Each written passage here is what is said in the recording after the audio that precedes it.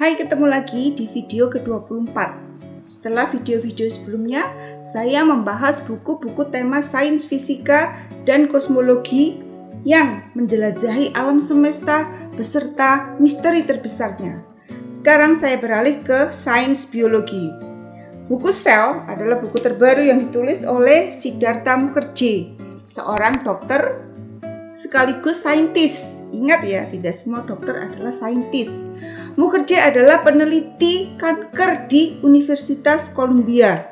Mukherjee seorang penyaji cerita yang piawai. Dia membungkus sains dalam jalinan sejarah, cerita sedih dari cerita membahagiakan tentang pasien-pasiennya dan perkembangan penelitiannya serta penelitian para koleganya.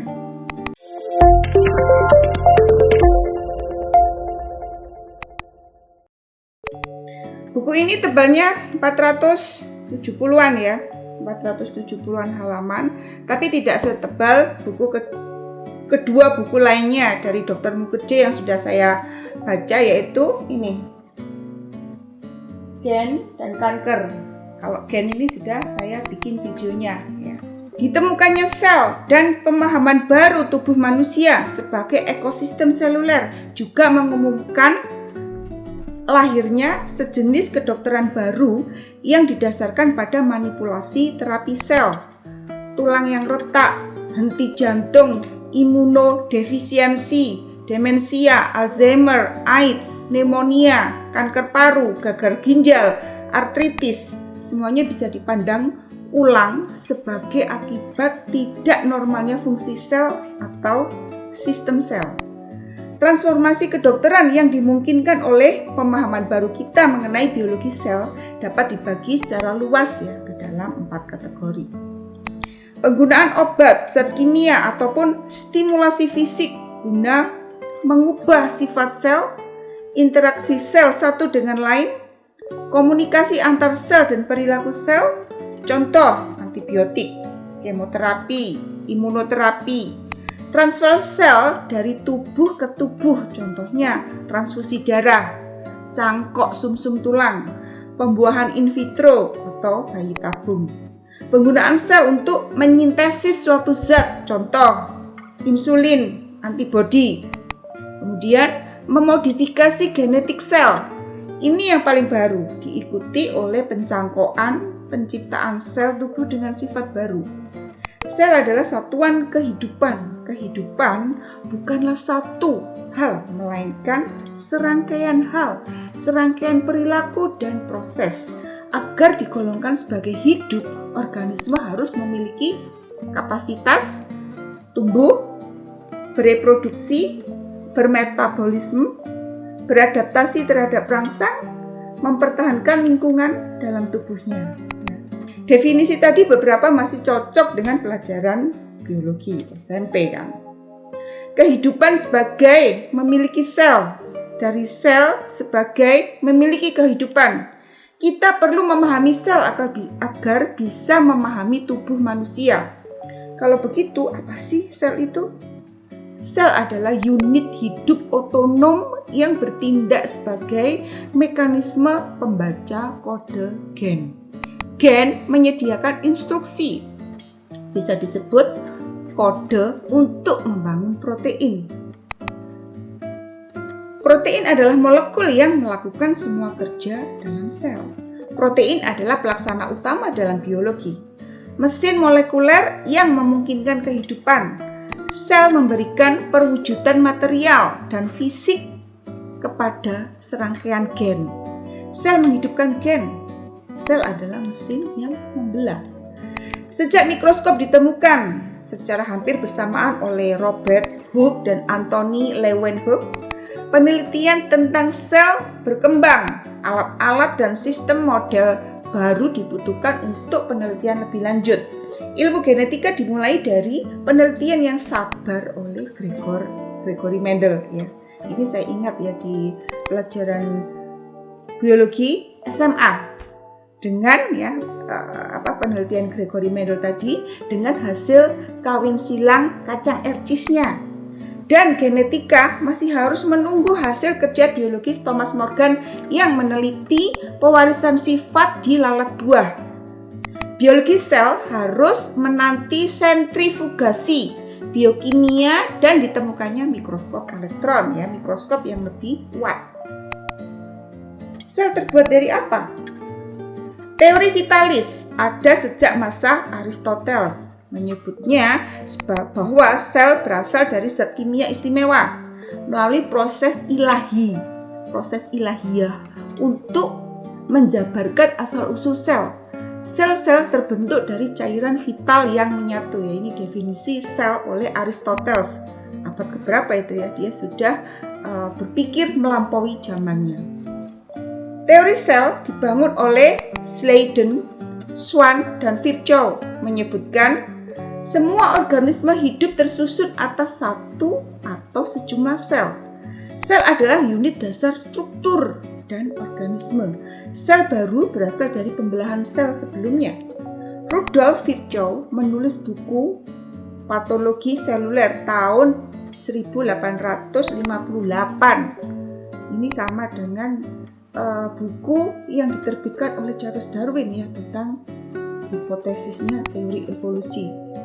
Berdasarkan penelitian tadi Rudolf Virchow tadi menulis buku Patologi Seluler. Berdasarkan penelitiannya, buku itu menggemparkan dunia kedokteran. Kalau sebelumnya ahli patologi anatomi menganggap penyakit sebagai hancurnya jaringan, organ, dan sistem organ, Virchow berargumen bahwa mereka telah melewatkan sumber penyakit yang sesungguhnya karena sel merupakan balok unit kehidupan dan fisiologi. Maka perubahan penyakit yang teramati di jaringan dan organ yang sakit harusnya bisa dilacak ke perubahan sel yang terserang. Sekarang kita belajar taksonomi dulu. Setiap sel di bumi atau setiap unit di makhluk hidup tergolong dalam satu dari 3 domain. Bakteri atau prokariot, yaitu organisme bersel tunggal yang dikelilingi oleh membran sel. Tidak memiliki struktur sel tertentu seperti yang dimiliki hewan dan tumbuhan. Bakteri eksis secara meresahkan, ganas dan misterius. Bakteri mendominasi dunia sel. Kita memandang bakteri sebagai kuman, sebab segelintir diantaranya menyebabkan penyakit. Namun ingat kulit, usus, dan mulut kita syarat dengan beberapa miliar bakteri yang tidak menyebabkan penyakit atau apapun, malah bermanfaat. Di usus kita itu bakteri membantu pencernaan, jadi kita adalah kantong bakteri. Eukariot yaitu organisme yang memiliki struktur khusus, yaitu inti sel atau nukleus. Kita termasuk eukariot. Dibandingkan bakteri, kita adalah makhluk rapuh, rentan, lemah, dan rewel. Kita hanya bisa hidup di lingkungan terbatas, beda dengan bakteri. Bakteri meskipun hanya satu sel tunggal, tapi dia tidak serentan, tidak serapuh manusia.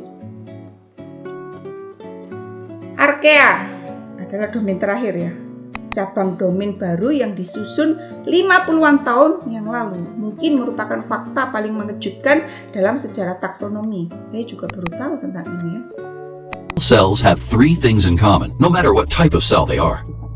All cells have a cell membrane, which separates the inside of the cell from its environment. Cytoplasm, which is a jelly-like fluid, and DNA, which is the cell's genetic material. There are 2 broad categories of cells. The first category is eukaryotic cells. They have organelles, which include the nucleus and other special parts. Eukaryotic cells are more advanced complex cells, such as those found in plants and animals. The second category is prokaryotic cells. They don't have a nucleus or membrane-enclosed organelles. They do have genetic material, but it's not contained within a nucleus.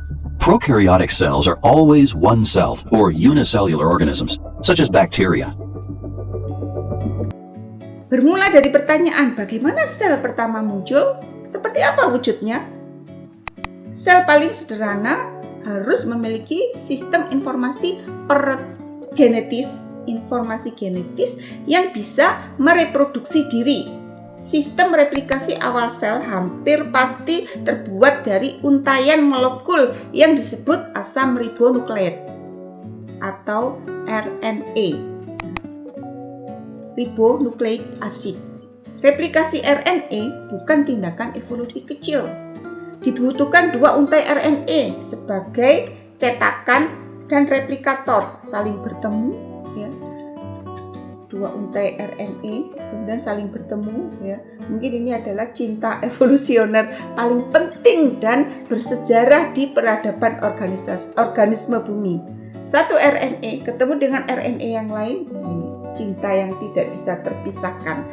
Tapi ada satu masalah penting, supaya dua untai RNA tadi bertemu tidak terpisah lagi, diperlukan struktur membran baru supaya RNA tadi tidak lari, ya, tidak bercerai gitu ya. Jadi dia tetap bucin gitu. Ketiga komponen yaitu membran, pembawa informasi, dan duplikator mungkin telah menjelaskan sel pertama muncul. Evolusi akan menyeleksi ciri-ciri yang semakin kompleks pada sel dan akhirnya mengganti RNA tadi dengan DNA. DNA adalah dua untai, ya. RNA satu, kemudian ketemu bucin, akhirnya mereka tak terpisahkan. Itu adalah hipotesis bahwa dunia RNA mungkin mendahului dunia DNA dalam evolusi kehidupan. Agar bisa didefinisikan sebagai sel, sel harus membedakan dirinya dari yang bukan sel. Sel harus punya tepi. Tepi, apa itu perbatasan sel? Penulis mendefinisikannya sebagai membran. Membran sel terbuat dari lemak atau lipid dua lapis, ya, yang punya pori-pori untuk keluar masuk zat kimia, ada pori-porinya.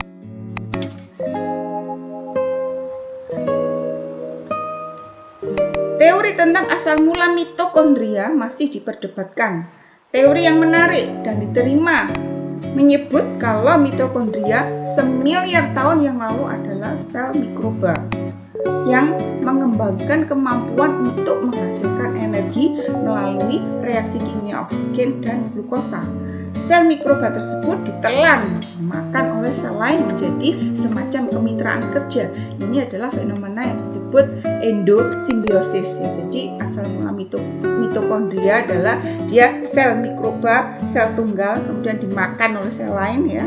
Kemudian terjadi semacam kemitraan, ya, endosimbiosis.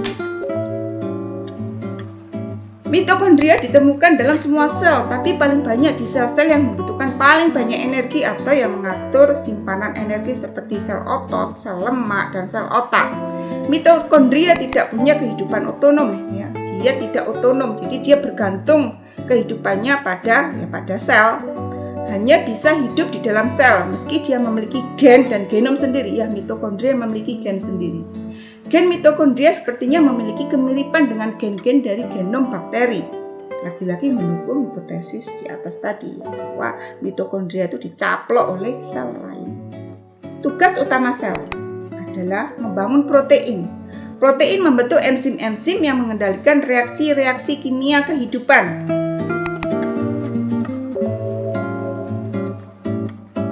Inti sel sebagai pusat kehidupan, tempat penyimpanan DNA, tempatnya genom.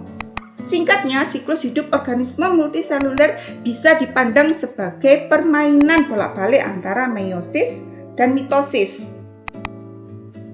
Tahun 2011, satu teknologi baru yang mengejutkan memasuki arena. Saintis menemukan metode mengubah gen yang jauh lebih mudah digunakan terhadap sel dan berpotensi digunakan di embrio manusia tahap awal. Teknik ini dinamakan penyuntingan gen atau gen editing, berasal dari sistem pertahanan bakteri.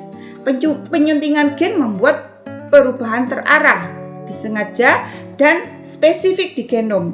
Bisa dilaksanakan melalui beraneka strategi, tapi bentuk yang paling umum digunakan yaitu mengandalkan sejenis protein bakteri bernama Cas9.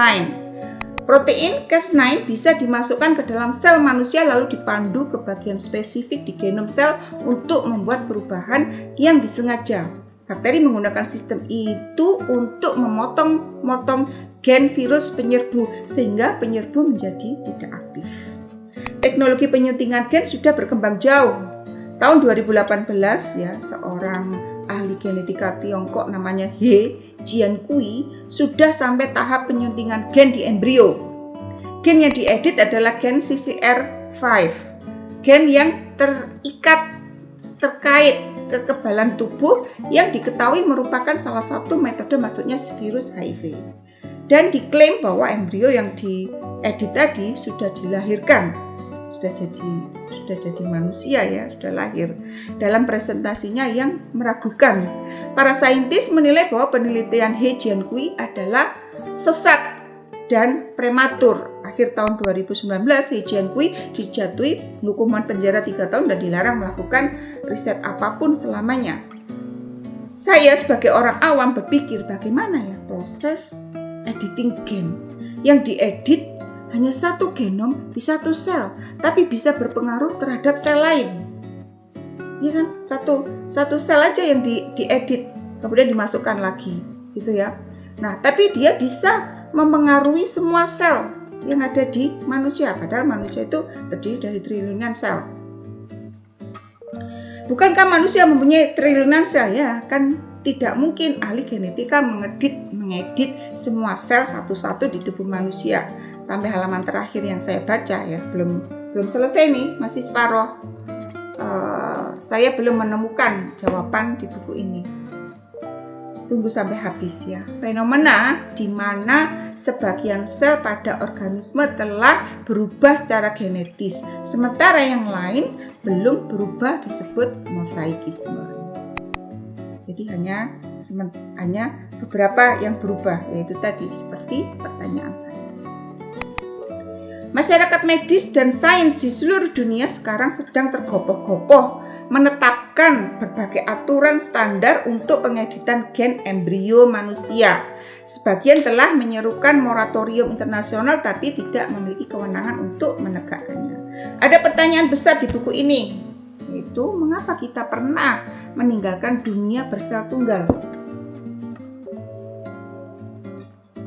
Mengapa kita menjadi organisme multiseluler? Ini pertanyaan yang berbahaya. Saya katakan berbahaya karena pertanyaan ini menghancurkan keyakinan umum bahwa manusia dari sononya sudah terlahir sempurna seperti kita ini ya. Manusia lahir itu sudah seperti ini. Homo sapiens itu langsung menjadi manusia seperti kita sempurna ya. Itu diruntuhkan oleh teori sel tadi ya, organisme bersel tunggal dengan multiseluler. Kenapa? Kita dulu kita adalah sel tunggal. Terus kemudian kita menjadi multiseluler. Kenapa seperti itu? Apa motivasinya? Dan bahwa teori evolusi menjungkirkan anggapan umum bahwa manusia adalah produk evolusi. Dijungkir balikkan oleh teori evolusi bahwa kita dulu berasal dari satu sel tunggal yang kemudian berevolusi menjadi multiselular. Jika ditelusuri lebih jauh, kita pernah di cabang pohon evolusi yang sama dengan primata. Lebih jauh lagi, kita dulu adalah organisme bersel tunggal. Benar. Lebih jauh lagi, kita dulu adalah atom dan molekul kimia anorganik yang berserakan di bumi purba. Lebih jauh lagi, kita dulu berasal dari atom molekul kimia anorganik yang berserakan di bumi purba. Bukti dari serangkaian percobaan dan studi genetika terbaru sepertinya menunjukkan bahwa multiselularitas itu purba. Dari uraian yang ada di buku ini dijelaskan bahwa ada kecenderungan organisme bersel tunggal untuk hidup bergerombol. Organisme bersel tunggal tadi seperti bakteri ya, terus kemudian amuba, itu mereka cenderung untuk hidup bergerombol. Alga hijau, biru, multiseluler yang hidup sekitar 2 miliar tahun yang lalu hidup bergerombol di antara yang bersel tunggal. Mereka yang bergerombol tampaknya memiliki suatu alasan. Nah ini Ini jawabannya ya. Ada lagi spons laut, muncul dari sel-sel individu yang bergerombol. Mereka mengorganisasi diri menjadi tubuh baru, melahirkan sejenis entitas baru. Keberadaan kolektif ya, gerombol-gerombol tadi dibanding dengan yang sel tunggal ya, sedemikian menguntungkan ya, gerombolan tadi, keberadaan kolektif dibandingkan kehidupan menyendiri sedemikian menguntungkan sehingga seleksi alam berulang-ulang mendorong ke arah kehidupan kolektif. Setelah melompat ke multiselularitas, evolusi menolak mundur lagi dan akhirnya organisme bersel tunggal menjadi seperti kita yang multiseluler. Itu tadi jawaban dari pertanyaan kenapa kita meninggalkan dunia sel tunggal menjadi organisme multiseluler. Nah, sekian penjelasan saya tentang buku sel part 1 ya. Nantikan lanjutannya part 2 yang lebih seru.